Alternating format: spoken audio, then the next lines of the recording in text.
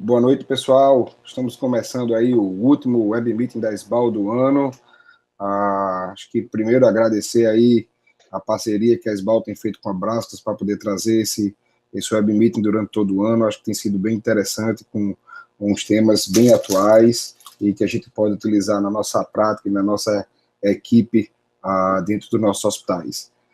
Hoje a gente vai falar ainda um pouquinho mais sobre liderança, sobre lidar com uma equipe de alta competência, e aí por isso que hoje a gente vai ter aqui a presença da Thaís da Silva Santos, que ela é instrutora certificada em teoria comportamental no perfil DISC, certificada também no curso de lideranças, pessoas e equipes pela Fundação Dom Cabral, graduada em administração de empresas pela Faculdade Associados de São Paulo, e é gerente de treinamento e desenvolvimento do Grupo H-Olhos.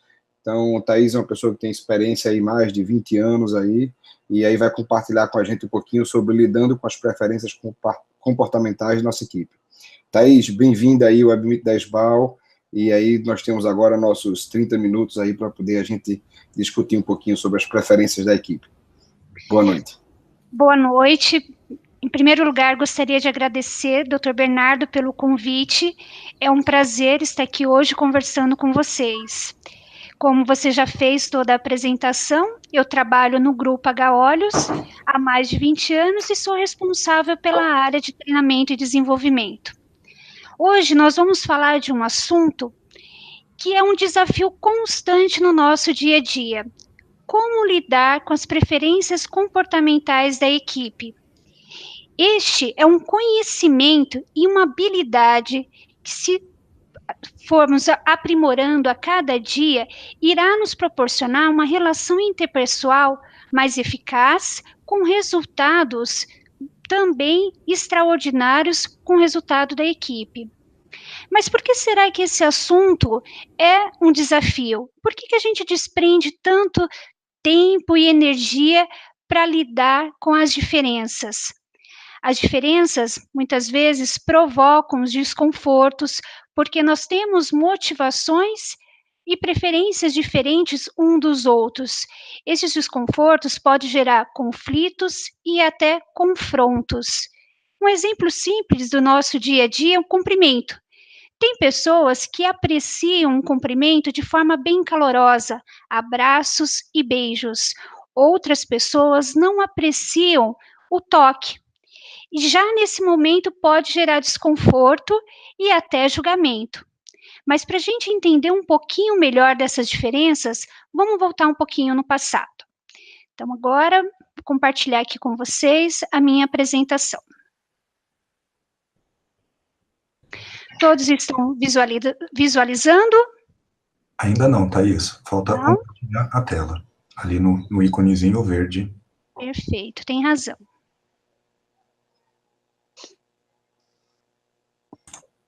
Agora sim, Thaís. Sim? Perfeito. Eu tô vendo bem aqui. Então tá bom, ok. Bom, em 1928, um médico chamado William Marston, ele contribuiu com o nosso detector de mentiras. Então, ele contribuiu com o conceito do detector de mentiras. Ele também escreveu um livro de emoções de pessoas normais. Nesse livro, ele estudou os comportamentos das pessoas normais, onde aqui ele escreveu a sua teoria comportamental DISC.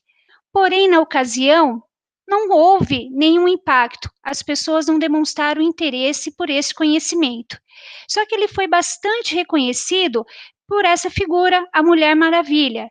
Foi ele quem criou essa personagem, e essa personagem deu para ele muito resultado financeiro. Anos depois, este conhecimento da teoria comportamental, ele veio à tona, e este é um conhecimento que já ajuda mais de 40 milhões de pessoas em buscar resultados mais eficazes nas suas relações interpessoais. Então, vamos entender um pouquinho qual foi o conhecimento que ele teve dessa pesquisa que ele fez. Ele pesquisando a mente das pessoas normais, porque naquela ocasião os médicos se interessavam mais em pesquisar mentes de pessoas com problemas psicológicos, psiquiátricos. Ele não, ele quis entender como é que funcionam as pessoas. Então, qual foi a primeira constatação que ele fez? Pesquisando as pessoas, ele percebeu que um grupo de pessoas enxergava o mundo de forma hostil, ou seja, desconfiavam uma das outras, estavam entre inimigos. Em contrapartida, um outro grupo de pessoas, ele constatou que era o contrário. Eles viam o mundo de forma favorável, ou seja, estamos entre amigos.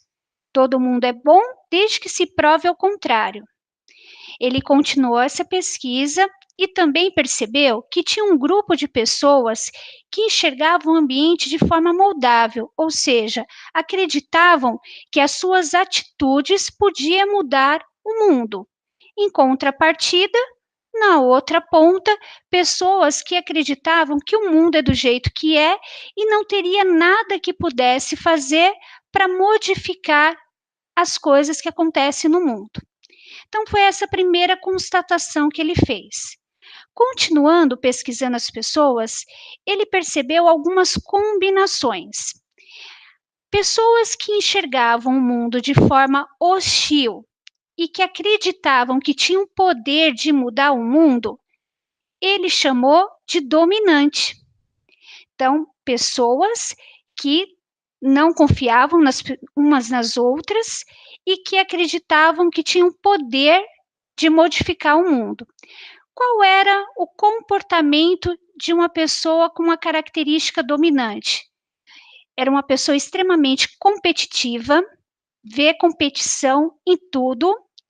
Se você está ali no trânsito, um estilo, né, dessa pessoa, ele está no trânsito, parou no semáforo, tem uma pessoa do lado, ele já começa a acelerar o carro, a pessoa do lado nem imagina que ele existe, mas ele está vendo competição em tudo, o farol abre, ele sai correndo na frente, porque ele aprecia esse comportamento competitivo.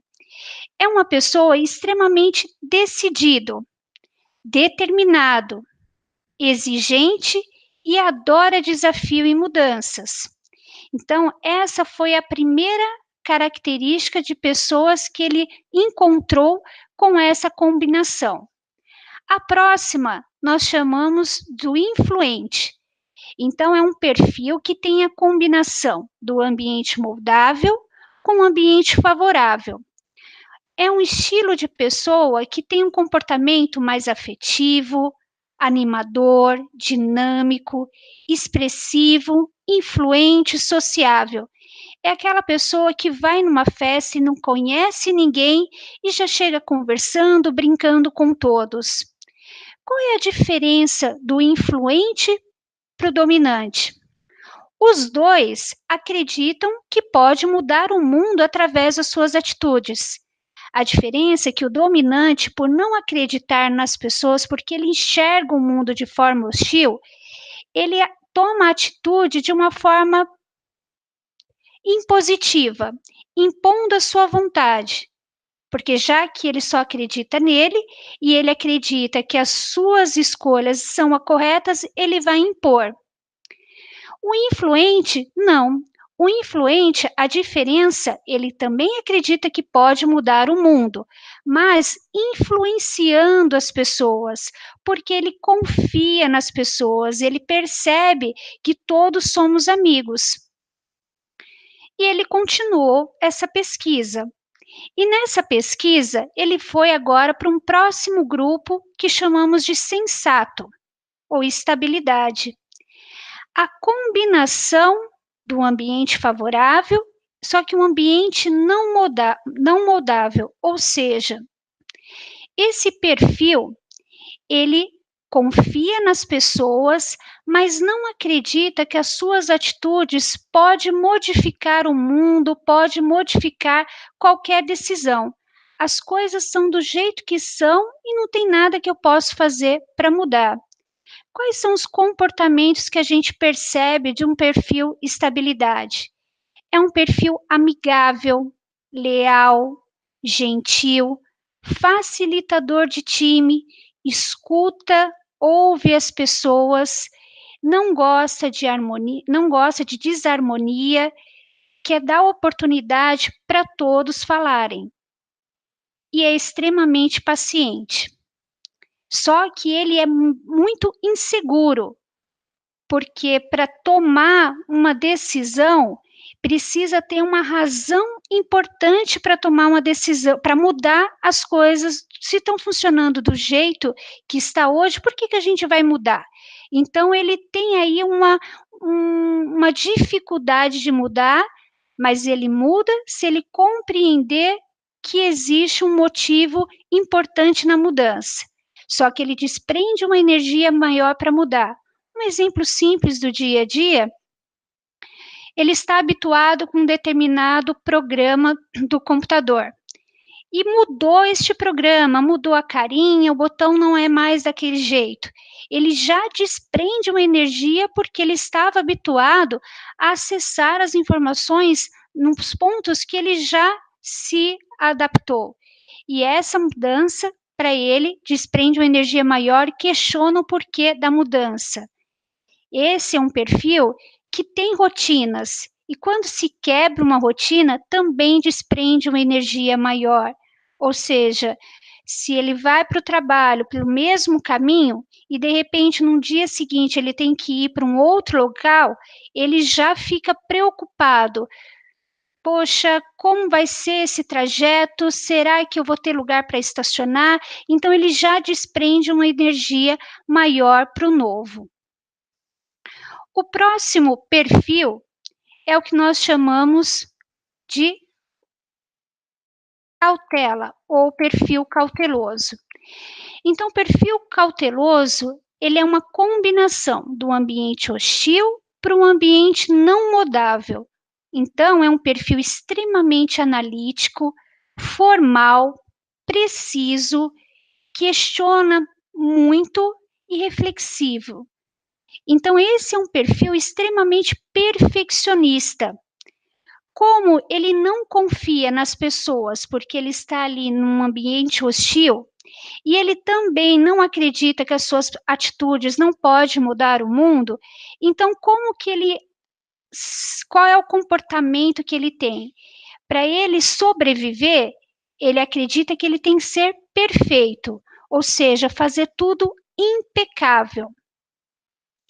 Neste estudo da teoria, William Marston também constatou que ninguém é 100% nenhum dos perfis. Aqui nós temos para exemplificar comportamentos específicos de cada perfil, mas nós somos uma combinação destes perfis. Então, nós temos algumas intensidades maiores de alguns perfis. Então, tem pessoas que apresentam uma prevalência maior de 2 a 3 perfis, a gente consegue ver isto com mais frequência no dia a dia, mas ninguém é 100%. Então, isso é uma constatação que é feita. Ninguém enxerga um mundo 100% hostil, como também ninguém enxerga um ambiente 100% favorável. O que pode acontecer é uma prevalência maior em um dos pontos e, consequentemente, o que faltar tem no outro ponto. Qual é a beleza deste conhecimento? Que não existe perfil nem bom, nem ruim. Todos têm seus pontos fortes e também os seus pontos de melhoria. Vamos pegar aqui um outro exemplo para tentar identificar melhor as características de um perfil, destes perfis. Vamos voltar no trânsito. O dominante, então, ele está no trânsito, o farol fecha, ele vê a pessoa do lado e ele já quer competir sem mesmo a pessoa saber que ele existe. O influente, ele já está ali no trânsito, marcando um churrasco, combinando uma festa para ir, ele aproveita esse momento para ter essas relações interpessoais. O sensato é aquele perfil que se ele percebe, se ele vê que uma pessoa parou o carro para alguém atravessar a rua, ele já fala, nossa, então esse mundo não está perdido, ainda tem pessoas que se preocupam uma com as outras. E o cautela já é aquele perfil que ele vai desligar o carro e vai calcular o quanto ele pode economizar de gasolina, porque é um perfil extremamente analítico. Então, vamos agora falar de tempo. O dominante, quando a gente fala de tempo, para ele é o presente. Tudo que ele vai fazer é para agora. Tem que fazer alguma coisa, é já. Ele não deixa para depois. É um perfil extremamente imediatista. O influente é o futuro. Depois a gente vê, depois a gente faz, outra hora a gente marca. O sensato é o passado. Então, ele leva em consideração os fatores do passado. Então, é um perfil que ele guarda muito o que acontece com ele, de forma positiva e de forma também negativa. Então, ele não esquece. O cautela é um perfil onde ele leva em consideração passado, presente e futuro para poder tomar uma decisão. Então, ele precisa de muitas informações para que ele possa dar a sua opinião, dar o seu parecer sobre alguma situação. E esse é um perfil que, com certeza, você vai ter dificuldade de encontrar algum erro, porque ele se cobra demais. Ninguém precisa cobrar dele, ele se cobra demais em fazer tudo muito certo. E agora vamos pensar no outro ponto.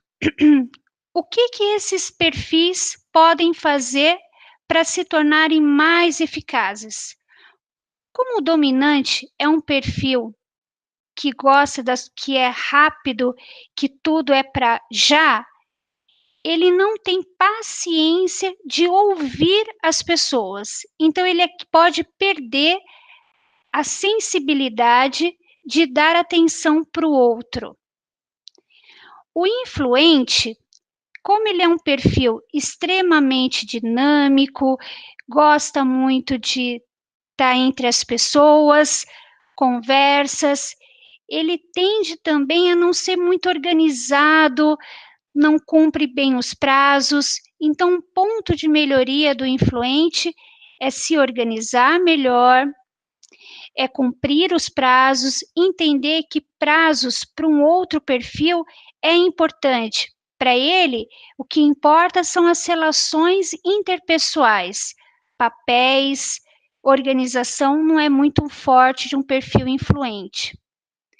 Já o perfil sensato, esse é um perfil que ele coloca as pessoas à frente dele mesmo. Ele prioriza o outro. Então, ele deixa, às vezes, de fazer algo para ele, para fazer para o outro. Ele tem dificuldade de falar não. E esse não, muitas vezes, é importante para que ele possa expor o que pensa, o que acha, mas com receio de magoar as pessoas, ele prefere não se expressar. Então, ele foge de confrontos e ele não percebe o quanto que é necessário, às vezes, ter algum conflito para que a situação seja resolvida. Então, ele vai, muitas vezes, alimentando, com a preocupação de magoar o outro. O cautela é um perfil extremamente formal. Não expressa emoção. Você nunca sabe o que ele está sentindo, se está agradando ou não. E para ele, como ele é extremamente perfeccionista, ele cobra demais resultados, prazos, com bastante excelência, e ele espera que as pessoas tenham a mesma atitude que ele tem. Então, isso também gera para ele desconforto. Então, para que ele tenha um resultado melhor, ser mais flexível, saber negociar os prazos, reconhecer que o ótimo às vezes é inimigo do bom, então que o bom já está suficiente, e não cobrar do outro a qualidade que ele tem no seu dia a dia, porque as pessoas são diferentes. Bom, com esta informação inicial, qual é o aprendizado que a gente tem deste conhecimento? Que se a gente conseguir administrar as diferenças, nós com certeza teremos uma relação ganha-ganha. E essa relação ganha-ganha passa por alguns estágios. O primeiro estágio é compreender. O compreender está relacionado a conhecimento. Então, ter conhecimento profundo da teoria vai nos ajudar, com certeza, lidar melhor com a gente mesmo e com as pessoas. Porque aí a gente tem a oportunidade de identificar qual é o perfil comportamental do outro e nós temos a possibilidade de adaptar o nosso comportamento para um comportamento que o outro compreende. Ah, mas adaptar quer dizer que eu vou estar sendo falso? Não. Como eu disse, todos nós temos um pouco de cada um dos perfis. Nós temos condições e habilidade de conseguir nos adaptar para conversar com um perfil que é diferente do nosso, porque isso vai trazer um resultado melhor desta relação. E este conhecimento, principalmente, começa com o nosso autoconhecimento. Então, nós temos hoje uma ferramenta onde nos proporciona um relatório, e esse é um questionário que a gente responde, deste questionário se traduz um relatório onde a gente conhece qual é o nosso perfil comportamental. É um relatório rico que contribui muito no desenvolvimento individual, porque lá vai aparecer quais são os nossos pontos fortes, qual é o ambiente de trabalho que a gente prefere, qual é o temor, o que precisamos fazer para ter um resultado melhor das nossas atitudes. Então, esse autoconhecimento é muito importante para que a gente primeiro se reconheça e a gente consiga reconhecer no outro e lidando assim melhor com as diferenças. Aqui a gente tem um ponto de atenção. Esse primeiro estágio, compreender, a gente se coloca numa posição, agora eu sei qual é o meu perfil. E muitas vezes eu espero que o outro compreenda qual é o meu perfil e se adeque ao perfil que eu sou. Já que ele sabe que eu sou dominante, então ele tem que entender que eu sou assim mesmo. Então, esse é um ponto de atenção. E aí vem o próximo estágio. Então, compreender está relacionado com conhecimento. O próximo estágio é aceitar. O aceitar aqui é um desafio grande, porque o aceitar é aceitar as pessoas como elas são, sem expectativas, porque nós temos a tendência de se unir naquilo que é igual e distanciar no que é diferente. Então, aceitar verdadeiramente que o outro é diferente da gente, que o outro tem preferências comportamentais e motivações diferentes, aceitar isso verdadeiramente é uma arte, é um desafio, porque esse aceitar é num ponto que, se a gente não tiver esta compreensão que a gente pode somar esforços, essa frase fala tudo, né? Onde todos pensam igual, ninguém pensa muito. Então, ficar com o diferente muitas vezes desprende uma energia maior, mas com certeza vai nos agregar um resultado muito maior também. E o terceiro estágio, que aí realmente é um estágio onde a gente consegue ter uma alta performance, que é o respeitar. O respeitar é quando a gente tem o conhecimento, a gente aceita as pessoas como elas são, a gente não espera que as pessoas se modifiquem, porque a gente não tem o poder de mudar ninguém, já é difícil mudar a gente mesmo, quem dirá mudar o outro. Então, a gente não tem esse poder de mudar as pessoas, para que as pessoas tenham comportamentos que a gente aprecia. Então, respeitar. O respeitar significa não julgar, não criticar. Respeitar no sentido de ter uma sinergia, onde eu compreendo que você tem pontos fortes e eu também tenho, e unidos nós teremos um resultado muito melhor, porque os seus pontos fortes acrescentam naquilo que eu não tenho, e juntos a gente vai se comprometer e se engajar para um resultado extraordinário quando a gente fala de propósito.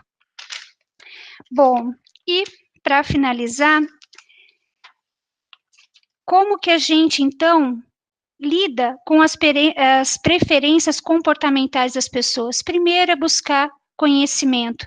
Com este conhecimento, a gente precisa assumir um compromisso de tornar consciente os nossos hábitos, para que possamos construir novos hábitos e, assim, ter hábitos de sucesso. E, desta forma, a gente tem esta combinação perfeita, realmente essa sinergia que agrega valor um ao outro na busca de um objetivo comum. Bom, eu preparei este conteúdo para compartilhar com vocês. Este é um conhecimento extremamente amplo, vasto, apaixonante no meu ponto de vista, e cada vez que a gente fala sobre esse assunto, a gente realmente tem a oportunidade de evoluir como pessoa e como profissional. Fico à disposição para se tiver alguma dúvida. Oi, Thaís. Obrigado aí pela sua brilhante apresentação. Acho que quem trabalha muito com essa parte comportamental tem visto que o autoconhecimento tem sido uma condição praticamente fundamental para que você gere bem uma equipe de alta performance, né? Dentro dessas ferramentas que tu mencionaste, existem várias, como o Facet 5 também é utilizado para poder você ter algumas ferramentas de autoconhecimento. Qual é que você utiliza no dia a dia? E tu utilizas essas ferramentas no ato da contratação de algum funcionário, ou isso serve mais para você avaliar a performance e assim evoluir a tua equipe? Nós utilizamos um relatório da instituição Raikon. Então, é uma instituição onde eu fiz a certificação de ISC. Então, nós temos um sistema que a gente tem a possibilidade de gerar esses relatórios. Nós utilizamos essa ferramenta em contratação de profissionais do cargo mais de liderança e gerencial. Então, é uma ferramenta que a gente utiliza na contratação desse perfil de cargo, e isso contribui bastante com a liderança imediata para checar o quanto o perfil desse profissional está alinhado com o que ele espera na formação da sua equipe. E essa ferramenta também nós utilizamos em treinamentos de liderança. Então, no treinamento de liderança também é uma ferramenta utilizada, onde dentro de um programa que é abordado algumas competências, trabalhamos muito neste autoconhecimento e vamos desenvolvendo os colaboradores no decorrer do programa. Perfeito, Thaís. Acho que a gente está aqui em cima do tempo, e hoje a Brasca tem aí uns 15 mil discutidores, que vai ser bem interessante. Então, as perguntas que a gente for recebendo, a gente vai respondendo aí por e-mail, e aí Thaís vai se comunicando. Obrigado, Thaís, pela sua participação. Gostaria aí novamente de agradecer a parceria com a Brascas, e aí, já que é o último, Feliz Natal aí para todo mundo, e um ano novo aí de muito trabalho, e que, se Deus quiser, as coisas vão melhorar para o Brasil no ano que vem. Abraço, boa noite a todos. Obrigada. É contigo agora, meu time.